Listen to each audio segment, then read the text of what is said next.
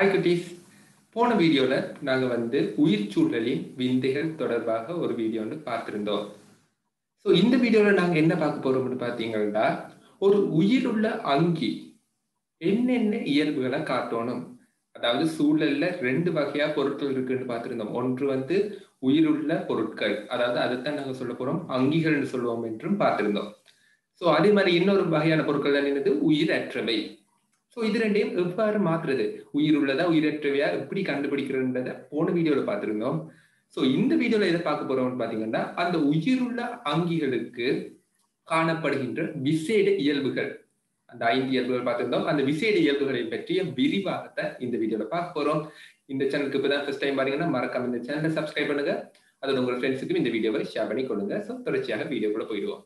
சரி, முதலாவது விசேஷம், அதாவது ஒரு உயிர் உள்ள அங்கிய உயிர் இல்லாத ஒரு பொருள்கிட்ட இருந்து எப்படி நாங்க வித்தியாசப்படுத்துவோம் பாத்தீங்கன்னா, முதலாவது பாயிண்ட் தெரிஞ்சுக்கணும். ஒரு முதலாவது அம்சம் வளர்ச்சி, growthன்னு சொல்ல போறோம். சரி, அதுல டெபினிஷனை ஒருக்கா பார்த்துருவோம்.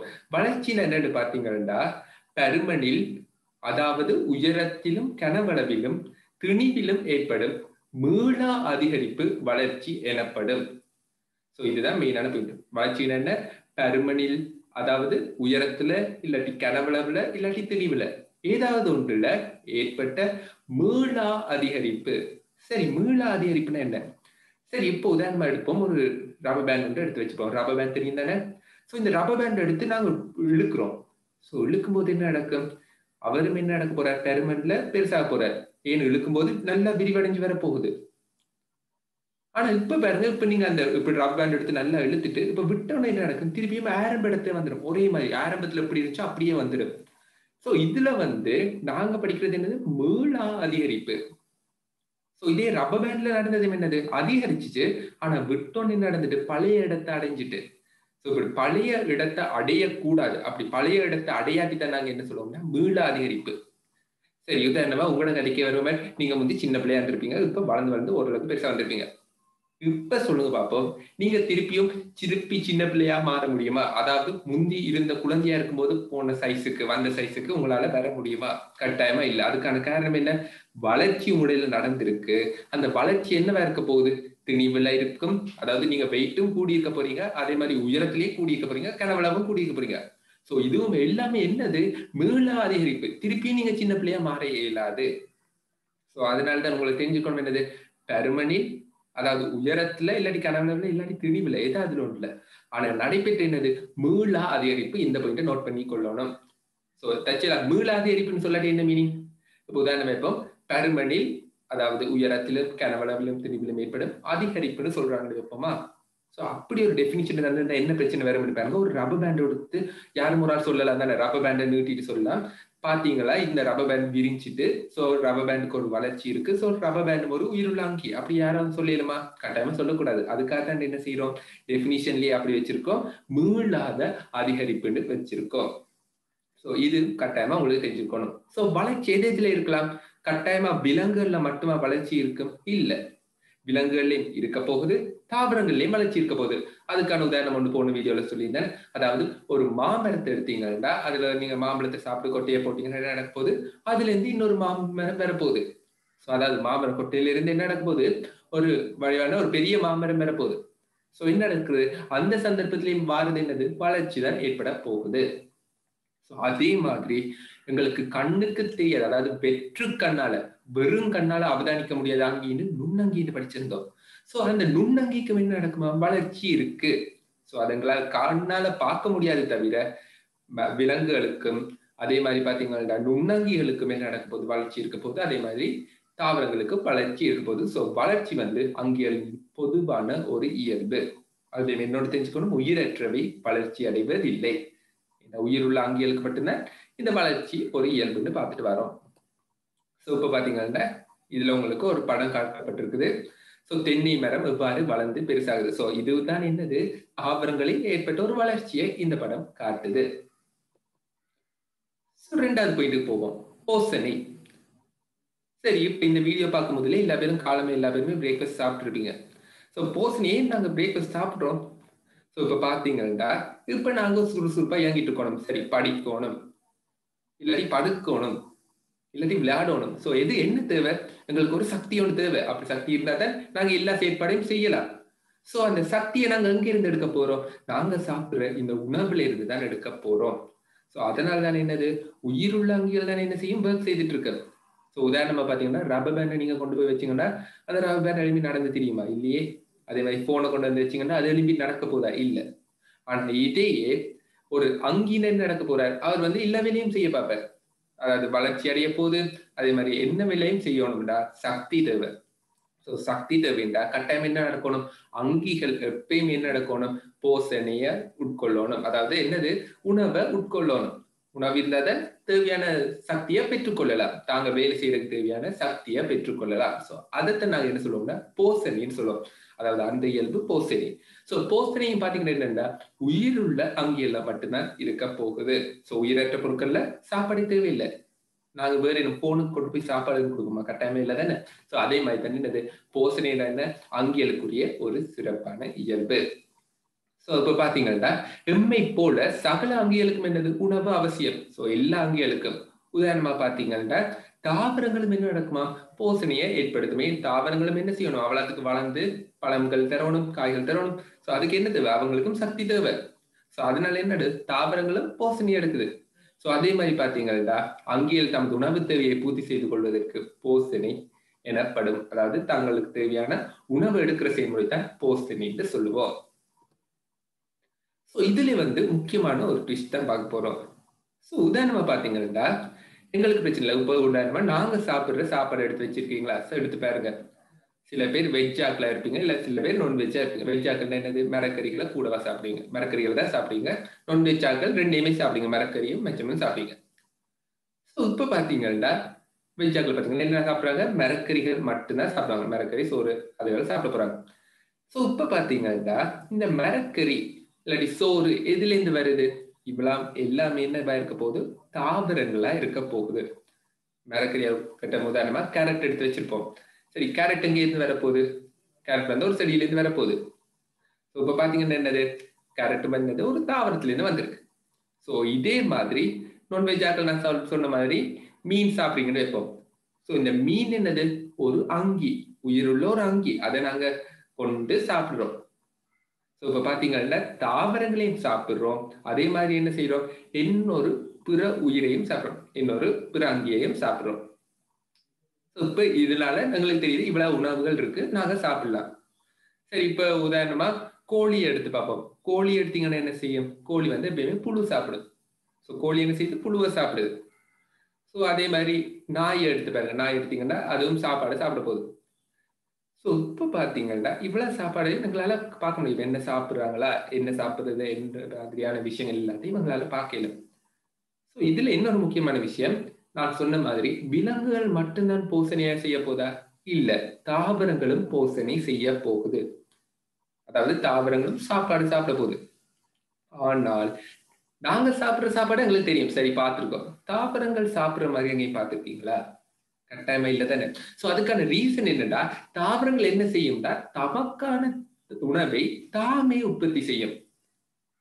சோ இதே பாத்தீங்கன்னா எங்களால பாத்தீங்கன்னா அவ்வாறு செய்ய இயலாது. சோ அதனால நாங்க என்ன செய்யறோம், நாங்க வந்து தாவரங்களை சாப்பிடுறோம், அதே மாதிரி விலங்குகளை சாப்பிடுறோம். சோ அதனால அதுக்கு ரீசன் என்ன, எங்களால எங்களுக்கு தேவையான உணவை உற்பத்தி செய்ய இயலாது.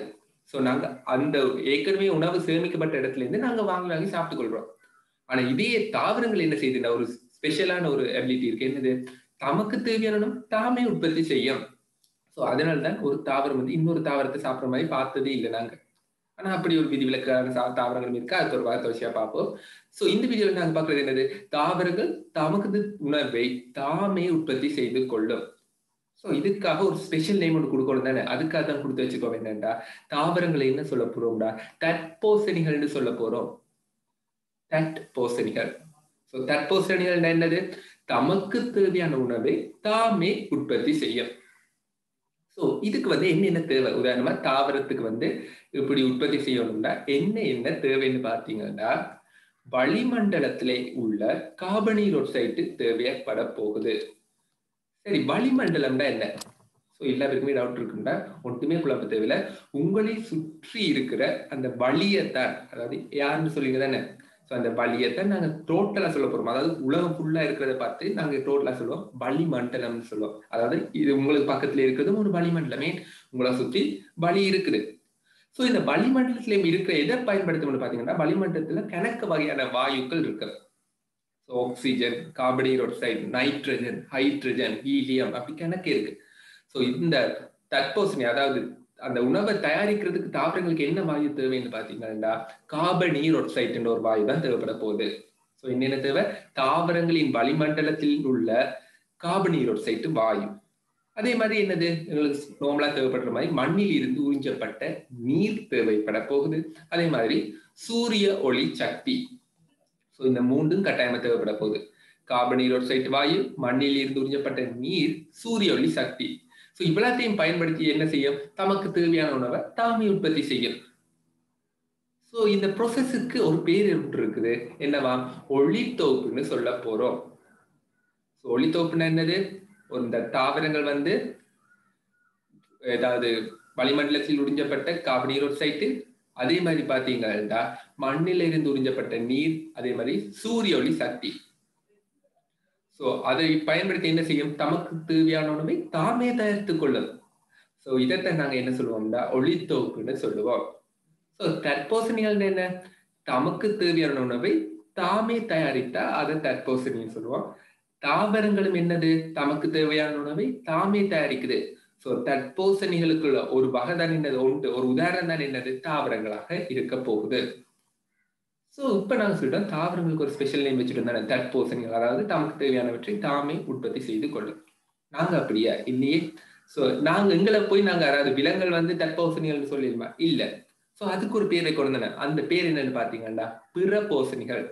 அதாவது என்னது, விலங்குகள் என்ன செய்யும்டா, தாவரங்கள் உற்பத்தி செய்யும் உணவின் மீது நேரடியாக அல்லது மறைமுகமாக தங்கி இருக்குமா. சோ இதுக்குதான் நான் வெஜ் நான்வெஜ் ரெண்டு உதாரணம் சொன்னேன். சரி, இப்ப பாருங்க, தாவரங்கள்ல உருவாகிற உணவுன்னு என்னது? தாவரங்கள் உருவாக்குற உணவு தான். இப்ப உதாரணமா கேரட் எடுக்கலாம், பீட்ரூட் எடுக்கலாம். என்னது? தாவரங்களே நேரா டிரெக்டா வரப்போகுது. சோ இந்த உணவை சாப்பிடலாம், இல்லாட்டி நாங்க தாவரங்களில் மறைமுகமாக தங்கி இருப்போம்னு சொல்றோம். அப்படின்னு என்னன்னா, இப்ப பாத்தீங்கன்னா புழு எடுப்போமா. சரி, இந்த புழு என்ன சாப்பிடும்? எங்கேயும் இருக்கிற இலைகளை வந்து அரிச்சு வச்சு சாப்பிட்டுரும். புழுவை எது சாப்பிடும்? கோழி சாப்பிடும். கோழியை நாங்க சாப்பிடுவோம். சோ இப்ப பாத்தீங்கன்னா, இப்ப மறைமுகமா எதுல நாங்க தங்கி இருக்கோம்? தாவரத்துல தான் தங்கி இருக்கோமே. தாவரத்தை தான் அந்த புழு சாப்பிட்டது. அந்த புழுவைத்தான் இவர் சாப்பிட்டு இருக்காரு. யாரு? கோழி. அந்த கோழியை தான் நாங்க சாப்பிட்டுருக்கோம். சோ நாங்க டிரெக்டா நாங்க தாவரங்களை சாப்பிடாட்டியும் நாங்க என்ன செய்திருக்கோம்? மறைமுகமா தாவரத்தை தான் சாப்பிட்டுருக்கோம். என்ற காரணம் என்ன? தாவரங்கள் தான் உணவை உற்பத்தி செய்யும். மீதி இல்லாம என்ன செய்யும்? அதுல இருந்து உணவை நாங்க எடுத்துக்கொள்வோம். இப்ப பாத்தீங்கன்னா பிறபோசனிகள் என்னன்னு பாத்தீங்கன்னா, தாவரங்கள் உற்பத்தி செய்யும் உணவின் மீது நேரடியாக அல்லது மறைமுகமாக தங்கி இருக்கும். சோ இவ்வாறான விலங்குகளை தான் என்ன சொல்ல போறோம்? பிறபோசனி என்று சொல்ல போறோம். சோ ரெண்டு டேர்ம் படிச்சிருக்கோம், கவனமா இருக்க. முதலாவது தட்போசனி, தமக்கு தேவையான உணவை தாமே தயாரித்துக் கொள்ளும். அடுத்தது பிறபோசனி, தாவரங்கள் உற்பத்தி செய்யும் உணவில் நேரடியாக அல்லது மறைமுகமாக தங்கி இருப்பவை. அடுத்த அம்சம், உயிருள்ள அங்கியலுக்கான அடுத்த அம்சம், முக்கியமான அம்சம் என்னன்னு பாத்தீங்கன்னா அசைவு, அதாவது மூவ்மெண்ட். சரி, அசைவு என்னன்னா அங்கிகள் வேறுபட்ட அசைவுகளை காட்டுகின்றன. இதுவும் அங்கிகள் காட்டுகின்ற பொது இயல்பு ஒன்றாகும். விலங்குகள் அசைவை மட்டும் காட்டாத ஒரு இடத்திலிருந்து இன்னும் ஒரு இடத்திற்கு செல்கின்றன. அதைத்தான் நாங்க என்ன சொல்ல போறோம்? இடம்பெயர்வுன்னு சொல்ல போறோம். ஒவ்வொன்றா நாங்க பார்ப்போம். சரி, அசைவுன்னா என்னன்னு நாங்க மீன் பண்ண போறோம்னு பாத்தீங்கன்னா, இப்ப நான் ஒரு இடத்துல இருந்து காலை பயன்படுத்தி நான் இன்னொரு இடத்துக்கு போறேன். இதை நான் வந்து அசைவுன்னு சொல்ல மாட்டேன். அசைவுன்னா என்னன்னு பாத்தீங்கன்னா, இப்போ நீங்க ஒரு இடத்துல இருந்து கொண்டே உங்க கையை அசைக்கலாம், தலை மூட்டுகளை அசைக்கலாம், எல்லாத்தையும் நீங்க அசைக்க கூடியதா இருக்கு தானே. அதைத்தான் நாங்க என்ன சொல்ல போறோம்? அசைவுன்னு சொல்ல போறோம். சோ இப்ப நான் நடந்து போடுறேன் தானே, அதுக்கு என்ன ஸ்பெஷலான நேம்? இடம்பெயர்வுன்னு சொல்லுவான். சோ இப்ப பாத்தீங்கன்னா பொதுவான இயல்பு என்னது? அசைவு. எல்லா அங்கிகளுக்கும், தாவரங்களா இருக்கட்டும் இல்லாட்டி விலங்குகளா இருக்கட்டும், எல்லாத்துக்கும் பொதுவான இயல்பு அசைவு. ஆனா இடம்பெயர்வு யாருக்கு பொதுவான இயல்பு? மனிதர்களுக்கு, அதே மாதிரி விலங்குகளுக்கு பொதுவான இயல்பு. ஏன்? இப்ப உதாரணமா பார்ப்போம். மாமரம் ஒன்று இருக்குன்னு வைப்போம். ஒரே மாமரத்தையே தொடர்ச்சி உதாரணத்துக்கு எடுப்போம். ஒரு மாமரம் இருக்குன்னு வைப்போம். இந்த மாமரம் வந்து எங்களை மாதிரி நடந்து நடந்து போய் சரி அங்கால கொஞ்சம் தூரம் தள்ளி போய் நிக்கலாம்னு நிக்கலுமா? கட்டாயமா நிக்கலாது. அதுக்கான காரணம் என்ன? எங்கள்கிட்ட வந்து இன்னும் கொஞ்சம் ஸ்பெஷலான ஒரு இயல்பு இருக்கு, இடம்பெயர்வு. அதாவது ஒரு இடத்துல இருந்து இன்னொரு இடத்துக்கு இடம்பெயர்தல், நகர்தல். ஆனா தாவரங்கள் என்ன காட்டும்? அசைவை காட்டும். அதாவது அதே இடத்துல இருந்து அசையலாம். ஆனா என்ன நடக்காது? ஒரு இடத்துல இருந்து இன்னொரு இடத்துக்கு போகாது. சோ அந்த அங்கிகளுக்கு, அதாவது தாவரங்களுக்கு இடம்பெயர்வு இருக்காது. சோ அசைவுகள் தான் என்னது? எல்லா அங்கிகளுக்கும் பொதுவான இயல்பு. இடம்பெயர்வு விலங்குகளுக்கு மாத்திரம் பொதுவான இயல்பு. சோ இது கட்டாயமா தெரிஞ்சுக்கணும். திருப்பி மட்டும் சொல்றேன், தாவரங்கள்ல தான் என்னவா இருக்க போகுது? அசைவுகள் பொதுவான இயல்பு. தாவரங்கள்லயும் விலங்குகள்லயும் தான் அசைவுகள் பொதுவான இயல்பாக இருக்க போகுது. சோ இப்ப விலங்குகள்ல அசைவுகள் ஓகே, நான் சொல்லிட்டேன். உதாரணமா தலையை ஆட்டலாம், கையை ஆட்டலாம். சோ எல்லாமே அசைக்க முடியும். ஒரு இடத்துல இருந்து கூட நான் கை கால் எல்லாத்தையும் அசைக்கலாம். சோ இதைத்தான் என்ன சொல்ல போறோம்? அசைவுகள்னு சொல்ல போறோம் விலங்குகள்ல. தாவரங்கள்ல ஏற்படுற அசைவுகள் கேள்விப்பட்டிருக்கீங்களா? அப்படி அதாவது காத்து வீசி அசைறதை நாங்க அசைவுன்னு சொல்ல மாட்டோம். ஆனா தாவரங்களே இயற்கையாவே தாவரங்களே என்ன நினைக்கும்? சரி, இப்படி நாங்க எங்களோட தண்டை கொண்டு போகலாம், இப்படி இந்த பக்கமா இந்த இலைகளை கொண்டு போகணும், அப்படி தாவரங்களும் அப்படியான செயல்முறையை காட்டும். சோ அதுக்கான உதாரணங்களை இப்ப பார்க்கலாம். அதுக்கு முதல் சில விலங்குகளும் என்ன செய்யும்னா இடம்பெயர்வுல காட்டாத விலங்குகளும் இருக்கு. சோ இப்ப உங்களுக்கு படத்துல காட்டப்பட்டிருக்கிறது கடல் அனிமணி, முருங்கை கற்பொழிவு. ஸோ இதெல்லாம் நீங்க கார்ட்டூன்ஸ்ல எல்லாம் பார்த்துருக்க சான்சஸ் கூடவா இருக்கு. ஸோ இந்த கடல் அனிமணி என்னன்னு பார்த்தீங்கன்னா, இது ரெண்டுமே என்னன்னா ஒரு அங்கி. அங்கின்னு என்னது? உயிர் உள்ளவை, அதோட விலங்குகள். ஸோ இப்ப பாத்தீங்கன்னா இதுல முக்கியமான விஷயம் என்னன்னா, இது ஃபுல்லாவே இந்த ரெண்டும் என்னன்னு பாத்தீங்கன்னா இடம்பெயராது. ஆனா என்ன செய்யும்னா அசைக்கும். அதாவது இப்ப பாத்தீங்கன்னா இப்ப இதுகளை வந்து நாங்க உணர்கொம்புகள்னு சொல்லுவோம். இப்படி நிக்கிறத வந்து நாங்க உணர்கொம்புகள்னு சொல்லுவோம். சோ இவங்க என்ன செய்யலாம்? இவங்க உணர்கொம்புகளை எல்லாம் நல்லா அசைப்பாங்க. அதே இடத்துல இருந்து கொண்டு அசைச்சிட்டு இருப்பாங்க. சோ இரைகள் வரும்போது பிடிக்கக்கூடிய மாதிரி இருக்கு. தேவையான சாப்பாடு வரும்போது அதை எடுத்து சாப்பிடலாம். ஆனா இப்ப பாத்தீங்கன்னா இவங்க என்ன செய்ய மாட்டாங்க? இடம்பெயர மாட்டாங்க. அதாவது இப்ப ஒரு பிக்ஸ்டான ஒரு இடத்துல இருந்து இன்னொரு இடத்துக்கு போக மாட்டாங்க நடந்து நடந்து. சோ இதே இடத்துல தான் இருப்பாங்க. ஆனா என்ன செய்வாங்க? அந்த உணர்கொம்புகளை அசைக்கக்கூடியதா இருக்கும். சோ விலங்குகள்லயும் என்ன இருக்குது? இடம்பெயர்வை காட்டாத விலங்குகளும் இருக்கு. சோ அதுவும் உங்களுக்கு தெரிஞ்சிருக்கணும். இப்ப நாங்க பார்க்க போறது தாவரங்கள்ல ஏற்படுற அசைவுகள். இப்ப எல்லாத்துக்குமே சில பேருக்கு ஞாபகம் இருக்கு, சின்ன வயசுல இருந்தே படிச்சிருங்க, தொட்டா சுருங்கி தாவரம் கேள்விப்பட்டிருக்கீங்க. அதை பார்த்திருக்க சான்சஸ் இருக்கு. சோ அது என்ன நடக்கும்? நீங்க தொட்டோன்னே அது டக்குன்னு கூம்பிடும், அதாவது சுருங்கிடும். சோ அதே மாதிரி பாத்தீங்கன்னா மாலை நேரத்துல பாத்தீங்கன்னா வாகை, அகத்தி, எல்லா தாவரம், புளிய மரத்தின் இளம் இலைகளை பாத்தீங்கன்னா தானாவே கூம்பும். சோ இதுக்கான ரீசன் என்னன்னா, இது எல்லாமே தாவரத்தினுடைய அசைவுகள். தாவரம் அசைதுன்னு சொல்றோம் தானே, அதுக்கான உதாரணத்தை தான் இப்ப பார்த்தோம். அதாவது தொட்டா சுருங்கிய தொட்டோன்னே அது சுருங்குறது, அது ஒரு தாவரத்தினுடைய அசைவு. அதே மாதிரி பாத்தீங்கன்னா வாகை, அகத்தி எல்லாமே பின்னேற மாலை நேரங்கள் என்ன நடக்குமா? இலைகள் கூம்பும். சோ அதுவும் என்னது? ஒரு அசைவு. சோ விலங்குகள்ல அசைவுன்னு நான் சொன்ன மாதிரி தாவரங்களையும் அசைவு இருக்கு. அதுக்கான உதாரணங்கள் தான் இப்ப நாங்க பார்த்துட்டு இருக்கோம். அடுத்தது இன்னொரு உதாரணம், இன்ட்ரெஸ்டிங்கான ஒரு உதாரணம். இப்ப பாருங்க, இப்போ ஒரு சாடி ஒன்றுல நீங்க வீட்டுல வளர்க்குறீங்க வைப்போம், இல்லாட்டி தென்னை மரத்தையே வேணும்னு எடுத்து பாருங்க. உங்களோட வீட்டுல எல்லாம் தென்னை மரம் வளர்த்தீங்கன்னா தெரிஞ்சிருக்கும். தென்னை மரம் என்ன செய்யும்னா சூரியன் எந்த பக்கம் கூடவா நிக்குதோ அந்த பக்கம் போய் வளைஞ்சு நிற்கும், வளைஞ்சு வளர தொடங்கும். எந்த பக்கமா அவருக்கு சூரியன் தெரிகிறாரோ, இப்போ உங்களோட வீட்டுல வடக்கு பக்கத்துல சூரியன் நன்றாக தெரியுதா இருந்துச்சுன்னா, எல்லா நாளிலும் வடக்கு பக்கம் தான் நன்றாக சூரியன் தெரியுதுண்டா, இந்த தென்னை மரம் என்ன செய்யுமா? வடக்கு பக்கமா போய் நிற்கும். வடக்கு பக்கமா தான் அந்த மேல் பக்கம் திரும்பி நிற்கும். சோ அதே மாதிரி எல்லா தாவரங்களும் என்ன செய்யணும்? பெரும்பாலான தாவரங்கள் சூரிய ஒளியை நோக்கி திரும்பி வளையும்.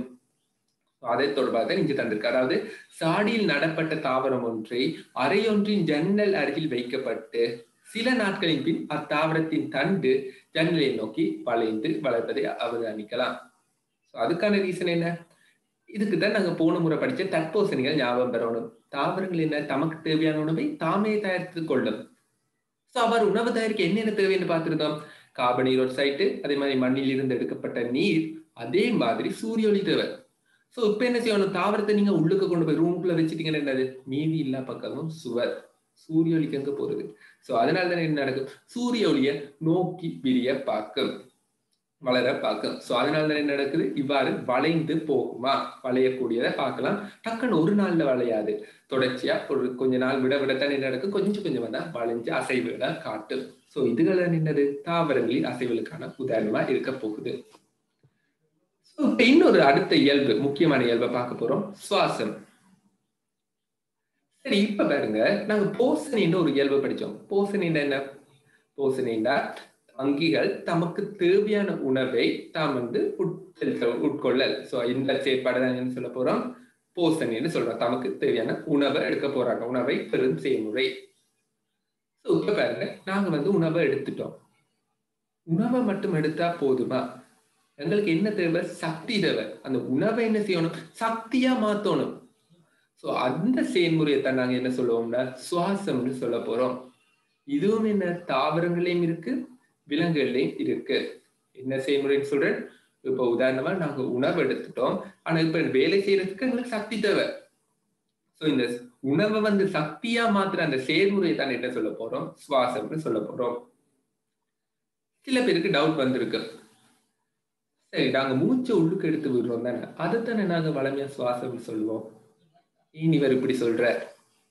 இப்ப பாத்தீங்கன்னா சுவாசம்னு சயின்ஸ்ல நாங்க எதை சொல்றோம்னா இதைத்தான் சொல்றோம். அதாவது என்னது, இப்ப பாத்தீங்கன்னா உணவுல இருந்து உடலினுள் சக்தி உற்பத்தி செய்யப்படும் செயல்முறை. அப்படின்னா மூச்சு உள்ளுக்கு எடுத்து விடுறது, வெளியில விடுறது என்னன்னு பாத்தீங்கன்னா நாங்க அதுக்கு பேர் வச்சிருக்கோம் சுவாச செயற்பாடுன்னு வச்சிருக்கோம். ஏன் இதுக்கு சுவாசம், அதுக்கு சுவாச செயற்பாடுன்னா ஏதாவது தொடர்பு இருக்கான்னு பாத்தீங்கன்னா இருக்கு. இப்ப பாத்தீங்கன்னா ஒளித்தொகுப்பு, அதாவது தாவரங்கள்ட தட்போசனிகள்ட்ட படிச்சிருந்தோம், தமக்கு தேவையான உணவை தாமே உற்பத்தி செய்யும். சோ அதுக்கு என்னவா, வளிமண்டலத்திலிருந்து கார்பன் டை ஆக்சைடு வாயு தேவைப்படும். இது ஓகே தானே, வளிமண்டலத்திலிருந்து கார்பன் டை ஆக்சைடு வாயு இவர்களுக்கு தேவைப்பட போகுது, தாவரங்களுக்கு உற்பத்தி செய்ய. அதே மாதிரி சுவாசம், சுவாசம் என்ன, உடல்ல இருக்கிற உணவை சக்தியா மாற்ற செய்முறை. சோ அந்த சுவாசத்துக்கு என்ன தேவைன்னு பாத்தீங்கன்னா வளிமண்டலத்தில் இருக்கிற ஆக்சிஜன் தேவைப்பட போகுது. அதனாலதான் என்ன செய்யறார், சுவாச செயற்பாடு செய்யறோம். சுவாச செயற்பாடு என்ன செய்யுது, ஆக்சிஜனை உள்ளுக்கு எடுத்து கார்பன் டை ஆக்சைடை வெளியில விட போறோம். அதுதான் சுவாச செயற்பாடு. நாங்க மூச்சு உள்ளெடுக்கும் போது என்ன செய்ய போகுது, சுவாசத்துக்கு தேவையான, அதாவது அந்த சக்தியை உருவாக்க தேவையான ஆக்சிஜனை நாங்க உள்ளுக்கு எடுக்க போறோம். அதைத்தான் நாங்க என்ன சொல்ல போறோம், சுவாச செயற்பாடு. சுவாச செயற்பாடு மூலம் தானே என்ன செய்ய போறோம், எங்களுக்கு தேவையான வழியை உள்ளுக்கு எடுக்கிறோம், ஆக்சிஜன் உள்ளுக்கு எடுக்க போறோம். அதே மாதிரி பாத்தீங்கன்னா சுவாசம் என்னன்னு பாத்தீங்கன்னா கவனமா இருக்கணும், உடலினுள் சக்தி உற்பத்தி செய்யப்படும் செயல்முறை தான் சுவாசம்னு சொல்ல போறோம். அதுதான் தொடர்ச்சியாக தரப்பட்டிருக்கு. சுவாச செயல்முறை வேற, சுவாசம் வேற. சோ ரெண்டையும் குழப்பக்கூடாது. இவ்வளவு நாளும் நீங்க சுவாச செயல்முறை சுவாசம் நினைச்சிருக்கலாம், ஆனா சுவாசம் உண்மையான மீனிங் என்ன சயின்ஸ்ல, அதாவது உடலில் உள்ள உணவுகளை சக்தியாக மாற்றும் அந்த செயல்முறை.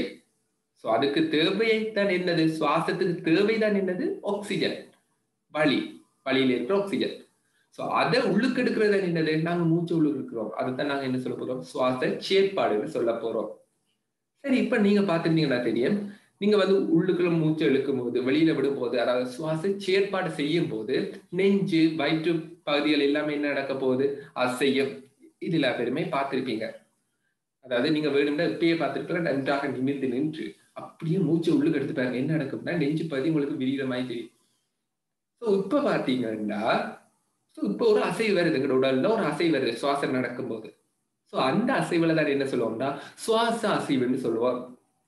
சுவாச அசைவுன்னா என்னது, நாங்க உள்ளுக்கு எடுக்கும் போது, அதாவது சுவாச செயற்பாடு நடக்கும்போது, மூச்சை உள்ளுக்கு எடுத்து உள்ளுக்கு வெளிச்சுவாசம் நடக்கும்போது நெஞ்சு வயிற்று பிரதேசம் அசைவுக்குள்ளாறது தான் நாங்க சுவாச அசைவுன்னு சொல்லுவோம். இதுல முக்கியமான ஒரு பாயிண்ட், சுவாசம் என்னன்னா தாவரங்களுக்கும் விலங்குகளுக்கும் நுண்ணங்கிகளுக்கும் ஒரு பொதுவான இயல்பு, அங்கிகளுக்கே பொதுவான இயல்பு. ஆனா விலங்குகள் நாங்க சுவாசிக்கிறது எங்களால பார்க்கல தானே. ஒரு பக்கத்துல ஒரு ஆள் சுவாசிச்சுட்டு இருக்காருன்னா கட்டாயமா எங்களால கண்டுபிடிக்கல. பக்கத்துல போய் நீங்க கைவிரல வச்சு பாத்தீங்கன்னா தெரியும், சுவாச செயற்பாடுதான் நாங்க பார்க்கலாம்.